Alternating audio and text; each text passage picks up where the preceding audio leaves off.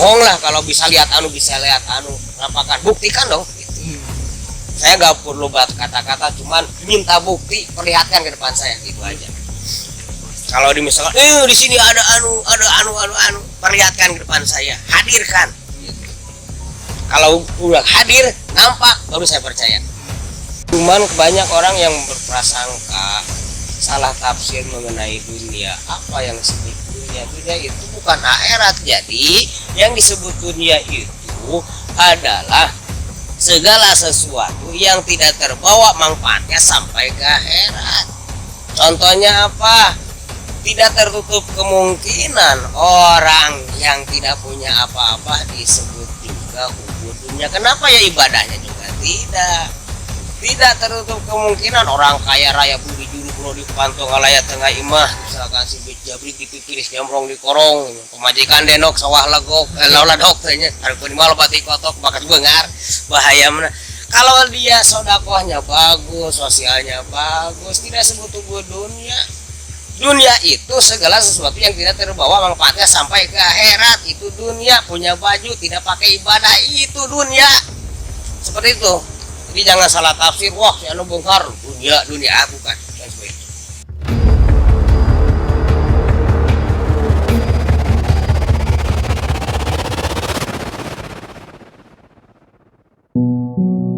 Assalamualaikum dulu semua. Alhamdulillah syukurillah pada malam ini Dulur Misteri berhasil nih mengunjungi sebuah perkampungan masih di Kabupaten Sukabumi, di mana perkampungan ini kemarin sempat ramai dibicarakan di media sosial di wilayah Sukabumi.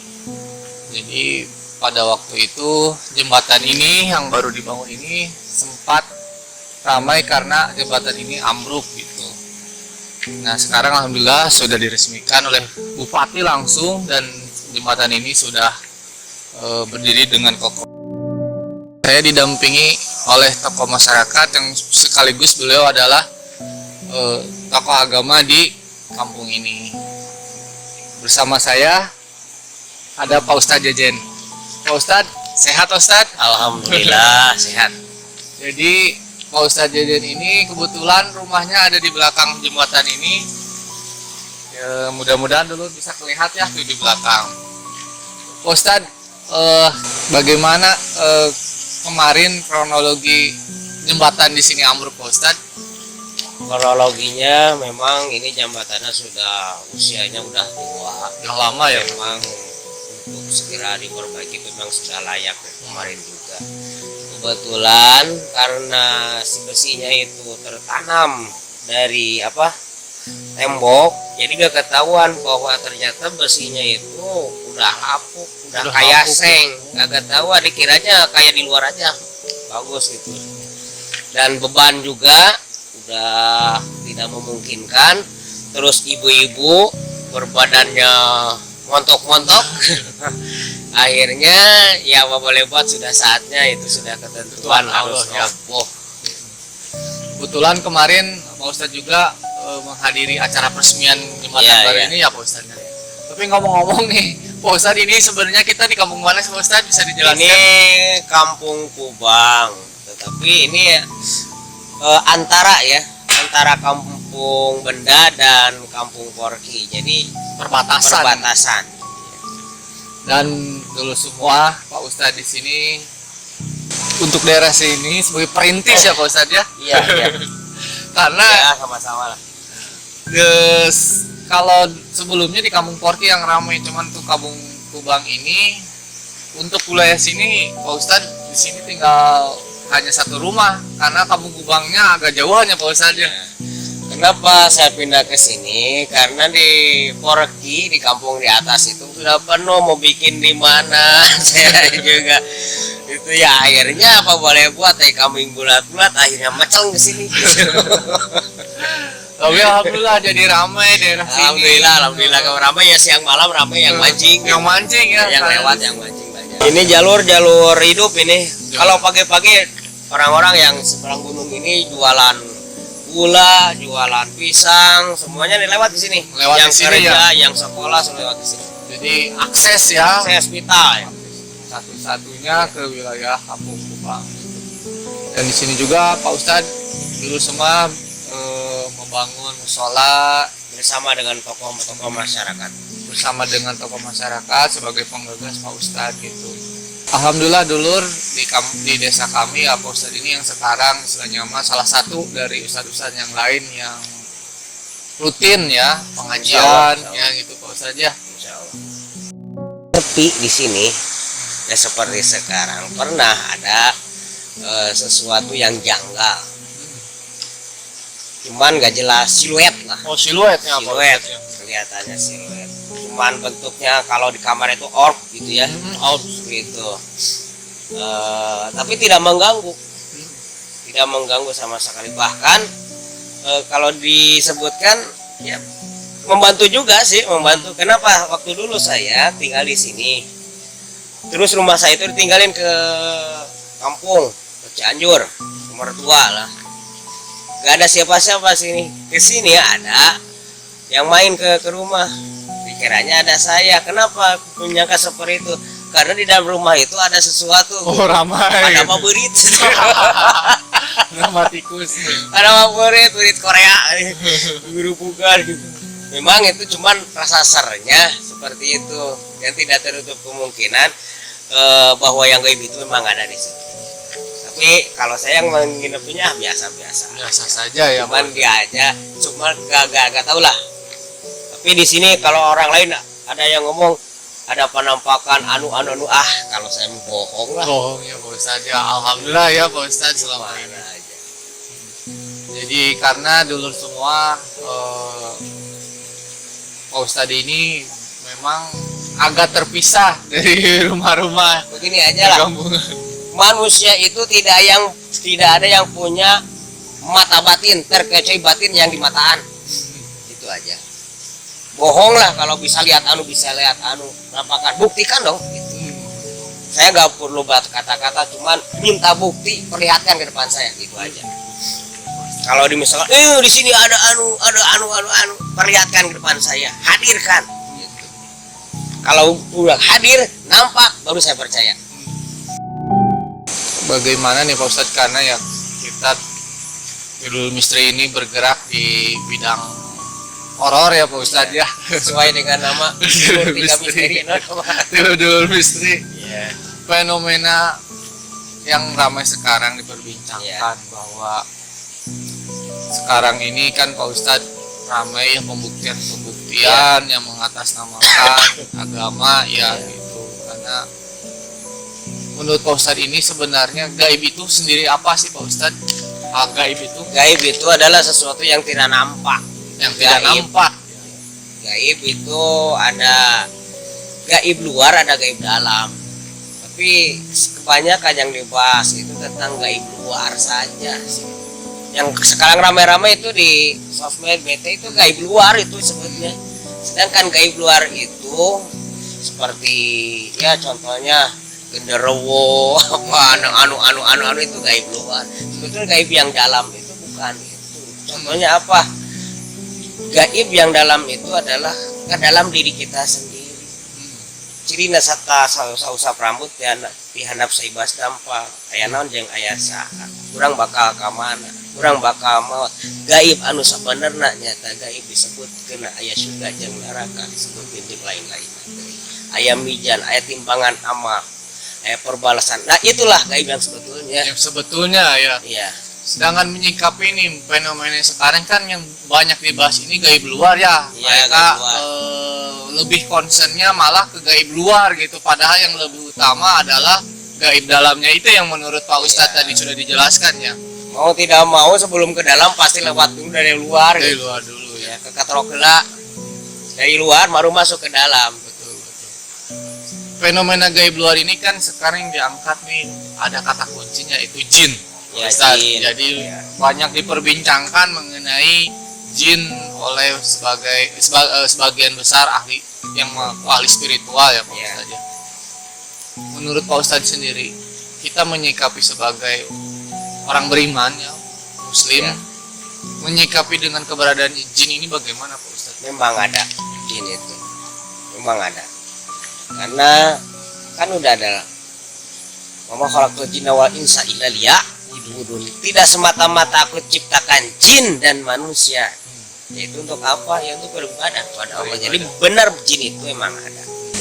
Adapun sekarang fenomena orang bisa melihat dengan sengaja jin, itu menurut Pak Ustadz tanggapannya bagaimana Pak Ustadz? Ada yang bisa melihat, ada yang pura-pura melihat, ada dengan rasa khawatir. Ketika melihat sebetulnya perkara yang gaib ini mata dohir kan? Mata dohir. Apakah mata dohir bisa melihat yang gaib? Kecuali batinnya yang di mataan. Gitu. Barulah dia bisa melihat. Allahu a'lam, saya tidak tahu seperti itu. Cuman sekilas-sekilas kalau disengaja itu susah Ya. ya, itu aja. Nah, nyikapinya Pak Ustadz ketika kita mengenal jin ini supaya kita tidak salah jalan nih Pak Ustadz, bagaimana seharusnya kita itu dengan adanya jin ini Pak Ustadz? Ya kembali lagi kepada diri kita. Kita diciptakan, jin diciptakan itu untuk apa? Untuk beribadah, sama-sama beribadah kepada Allah Subhanahu wa Ta'ala. Itu kembalilah, jangan sampai kita sesat terlena dalam gaib yang luar. Yang ramai-ramai sekarang ya mungkin itu juga semata-mata ada kepentingan yang lain. Ya. Wallahu a'lam, itu mah ya terserahlah, itu urusannya. Mau gimana juga, mau khawatir gimana juga, ya terserahlah. Tidak ada urusan, yang penting aku beribadah kepada Allah. Itu aja. Lurus aja. Jadi jangan sampai dengan keberadaan jin ini malah fokus kita ya yang kita hanya niatkan beda. Tapi sekarang di jin-jin yang ada di kampung-kampung daerah-daerah angker sudah pada gak ada. Oh, jadi bagaimana nih Pak Ustadz ceritanya bisa Kenapa bisa gak ada? Sekarang ribut, lagi rame-rame jadi selebritis. Jadi kagak ada daftar di sana di YouTube masukin. Jadi jangan takut kalau ke tempat-tempat yang seperti ini, karena yang populer itu sekarang naik daun. Dicari ya Pak Ustadz, Ya, jadi gitu. bingung jin tinggal di mana ya, banyak Iya. dikejar sama YouTube. Nggak jauh sih kalau misalnya. Jadi jin, setan, semuanya itu diciptakan oleh Allah Subhanahu wa Ta'ala dengan fungsinya masing-masing. Benar Pak Ustadz ya. Itu aja. Jadi benar-benar kita sendiri harus pintar-pintar ya Pak Ustadz menyikapi segala sesuatu yang ada di YouTube, karena menurut Pak Ustadz tadi banyak motifnya ya. Ya, waktu itu dijieun deh babari. Segala pakan rumahku mau ngejieun, kasar rumahan nyieun, kuraan bisa. Untuk apa kapoho? Betul. Jadi ya kita dalam menyikapi gaib itu tadi kata Pak Ustadz harus memang pintar memilih dan membedakan, dan yang paling penting yang harus kita kejar adalah gaib dalam tadi yang Pak Ustadz. Nah, itulah. Maka gaib dalam itu ialah yang harus kita kejar. Pikir perbanyak bahwa kita hidup di alam dunia itu cuman sementara. Dunia itu bukanlah tujuan, cuman sebagai jembatan. Untuk itu jangan terfokus, terhenti sebatas dunia, lanjutkan sampai menuju akhirat. Cuman banyak orang yang berprasangka salah tafsir mengenai dunia. Apa yang disebut dunia? Dunia itu bukan akhirat. Jadi yang disebut dunia itu adalah segala sesuatu yang tidak terbawa manfaatnya sampai ke akhirat. Contohnya apa? Tidak tertutup kemungkinan orang yang tidak punya apa-apa disebut juga kubur dunia. Kenapa ya ibadahnya juga tidak? Tidak tertutup kemungkinan orang kaya raya budi juru kulo dipantau ngalayat tengah imah, misalkan si jabri dipipiris jamrong di korong, pemajikan denok sawah legok ladok tanya hareupeun mah loba kotok bakat beungar bahaya mana. Kalau dia sodakohnya bagus, sosialnya bagus, tidak sebut dunia. Dunia itu segala sesuatu yang tidak terbawa manfaatnya sampai ke akhirat. Itu dunia. Punya baju tidak pakai ibadah, itu dunia. Seperti itu. Jadi jangan salah tafsir. Wah, si anu bongkar dunia bukan.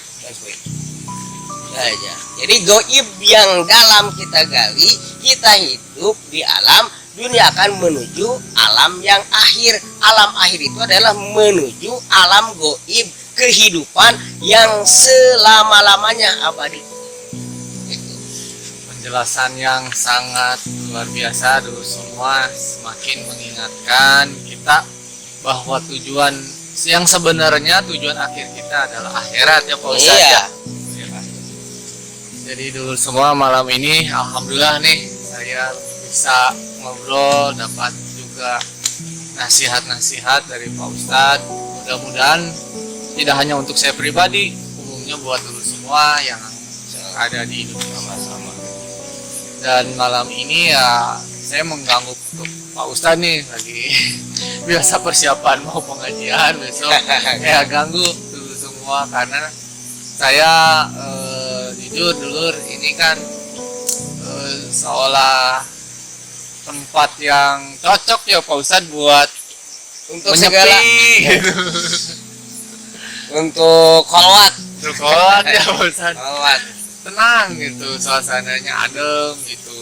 Sambil kita mendengarkan air sungai, Energi, ada gelombang energi kristal air. Kalau kita wiridan, awrod, otak tengah itu lebih cepat, ketenangan lebih kuat. lebih kuat ya. Pak Ustadz kalau aura di musola apa di rumah? Pak? Kadang di rumah, kadang di musola. Jadi situasional ya gimana Ya. lagi kehendak hati ya Pak Ustadz Ya, gitu. Jangan menyiksa diri lah. Kita ibadah itu urusan pribadi antara Khalik dan makhluk, makhluk dan Khaliknya itu. Alhamdulillah Pak Ustadz nih hatur nuhun sudah bisa diajak Insya Allah ngobrol sama-sama. dulu semua. Mudah-mudahan ilmunya barokah Pak Ustadz, dan Pak Ustadz juga diberi kesehatan, Amin. tetap memimpin beberapa majelis ya yang ada di Desa Karangtengah ini. Amin. Dan mudah-mudahan yang disampaikan tadi kita dapat ambil hikmah positif, apalagi terkait salah satunya yang viral kemarin mengenai bagaimana Alis Fitra yang banyak memperbincangkan masalah jin gitu ya. Mudah-mudahan tadi yang disampaikan oleh Pak Ustadz bisa sedikit memberikan pencerahan ya Pak Ustadz ya buat dulu semua. Baik dulu semua, jangan lupa like, comment, dan subscribe Dulu Misteri. Semoga dengan dukungan dulu semua, dulu saya bisa terus menggali hal-hal yang bersifat misteri, yang mudah-mudahan misteri yang kita angkat mengambil hal yang positif buat dulu semua. Pak Ustadz, terima kasih. Sama-sama. Sama-sama. Wabillahi taufiq wal hidayah. Wassalamualaikum warahmatullahi wabarakatuh. Waalaikumsalam.